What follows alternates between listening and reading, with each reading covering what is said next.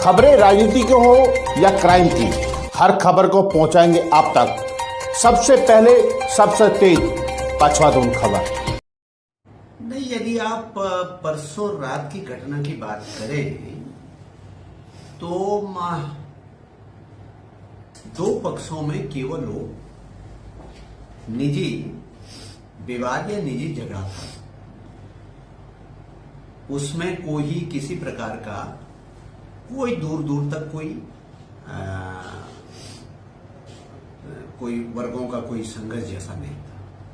दुर्भाग्य से जब जिन दो पक्षों का झगड़ा था, जब उन दोनों पक्ष के लोग चौकी पे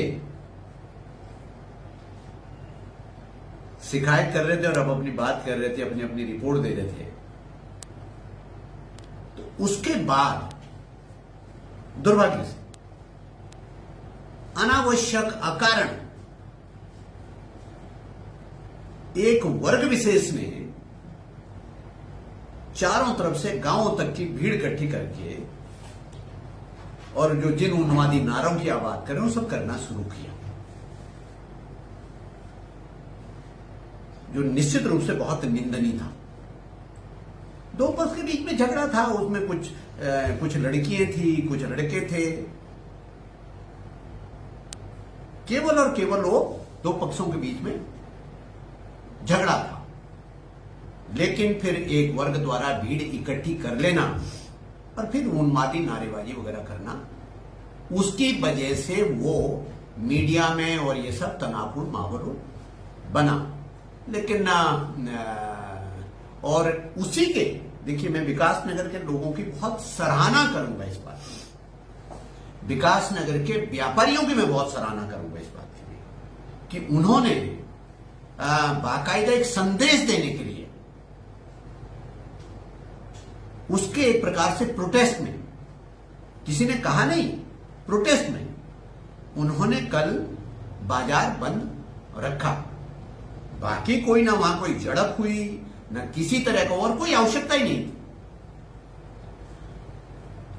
दो पक्षों में एक झगड़ा था, होते रहते हैं कई बार। और जब कोई दो पक्षों में झगड़ा होता है तो 5-7 लोग, 8-10 लोग, 15 लोग एक पक्ष के तरफ से कोई आ जाते हैं, 10-15 लोग दूसरे पक्ष की तरफ से आ जाते हैं। तो ये तो एक सामान्य चीजें हैं जो डे टू डे एडमिनिस्ट्रेशन में होता रहता है।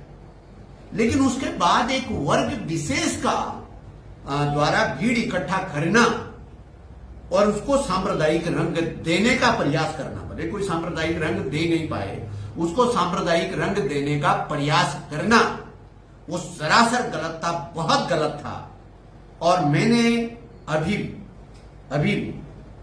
आपके आने से आपके सामने ही अभी एसडीएम, सीओ, एसएचओ, एसओ सब पूरे लोकल एडमिनिस्ट्रेशन के साथ अभी बैठक की और बिल्कुल मैंने सख्ती से कहा कि कानून को अपने हाथ में लेने की इजाजत किसी को नहीं दी जाएगी। काम वोट में कानून व्यवस्था हर स्थिति में बनाए रखी जाएगी, लेकिन यह भी उतना ही स्पष्ट है कि छेड़खानी की घटना करने वाले, छेड़खानी करने वाले जो ये तमाम सारे या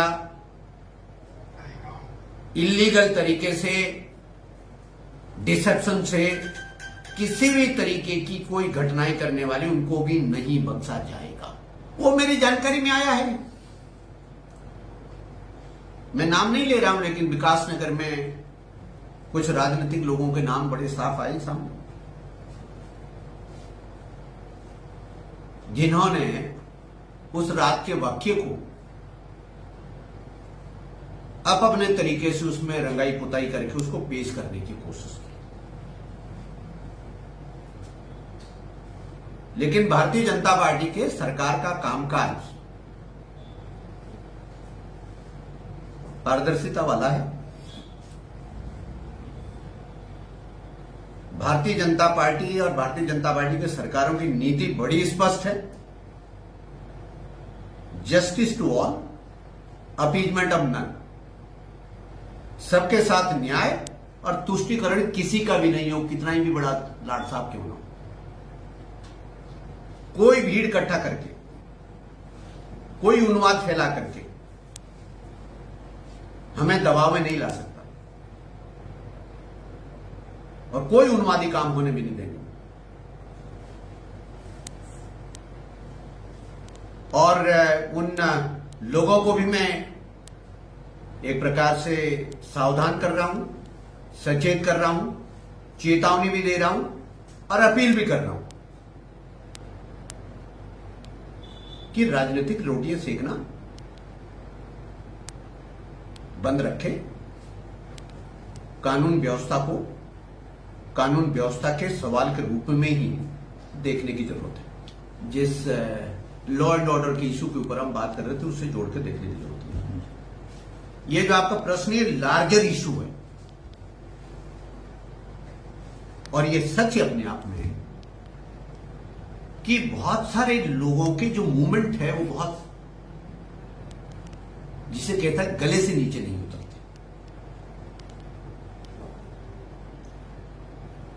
20,000 रुपए का, 30,000 रुपए का किराए पे सो कॉल्ड दुकान ले रहे, जहां पे 5,000 रुपए की आमदनी नहीं। तो ऐसा बिजनेस तो मैंने कभी देखा नहीं जिसमें घर से पैसे देने के लिए आदमी बिजनेस करता। ईडीएस साहब ने बड़ी एक इंपॉर्टेंट बात कही कि Uttarakhand is a front line state. मैं शब्द अपने नहीं जोड़ रहा हूं। उन्होंने कहा कि Uttarakhand is a front line state और उन्होंने कहा कुछ लोग इसको अभी समझ नहीं रहे। तो यदि कुछ दिनों पहले का मेरा बयान पढ़ेंगे तो मैंने कहा था Uttarakhand is a border state और यहां की अलग किस्म की संवेदनशीलता है। तो मेरे ख्याल से दोनों बयान मिलते जुलते से निश्चित रूप से इसमें बहुत अतिरिक्त सावधानी की आवश्यकता है। ऐसा देश है, देश में किसी को कहीं आने जाने की कोई रोक टोक होती नहीं है, लेकिन एक एजेंडे के तहत यदि कोई एक्टिविटीज हो रही है, एक एजेंडे के तहत यदि कोई डेमोग्राफिक प्रोफाइल चेंज करने का प्रयास किया जा रहा है तो उस पर नजर भी है और उसमें कानून के विरुद्ध यदि किसी की कोई संलिप्तता पाई जाएगी कि गैर कानूनी गतिविधियों में किसी भी तरह की संलिप्तता होगी तो उसको किसी भी कीमत पर बख्शा नहीं जाएगा। नहीं कहना पड़ा कि आप बंद करिए किसी को। लोगों ने कहा भैया ये जो परसों रात को यहां पर कुछ लोगों ने भीड़ इकट्ठा करके उन्माद फैलाने का कोशिश किया है, हम उसकी निंदा करते हैं, हम उसका विरोध करते हैं और उसके विरोध में प्रोटेस्ट स्वरूप हम बाजार बंद कर रहे हैं। जनता ने किया शांतिपूर्वक, ये तो उदाहरण है। और आज हरबटपुर ने भी आधा दिन एक प्रकार से एक संदेश के लिए कि हम उन्माद के साथ नहीं है,